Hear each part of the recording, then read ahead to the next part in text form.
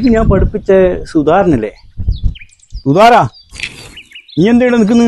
എന്ത് ചെയ്യണ്ട മാഷേ, കട്ടൻ കയറിയിട്ട് നാട്ടിലും വീട്ടിലും നിൽക്കാൻ പറ്റാത്ത അവസ്ഥയായി. ഞാൻ എന്ത് ചെയ്യണ്ട മാഷേ? സുധാരാ, നീ കടും കഴിയൊന്നും ചെയ്യല്ല. നീ വീട്ടിലേക്ക് പോ. എന്നിട്ട് ദൈവത്തിനെ നന്നായി പ്രാർത്ഥിക്കുക.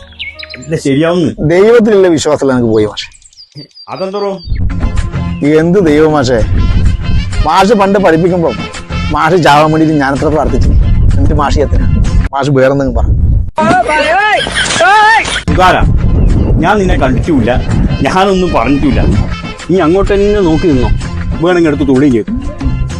ഞാൻ പഠിപ്പിച്ച പിള്ളേരൊന്നും മോശമായിട്ട. നീ ഒറ്റ ഒരുത്തിന് ഒഴിയണം. മാഷോലും മാഷ് എന്നെ കൊല്ലാൻ നടക്കുന്ന മാഷ്.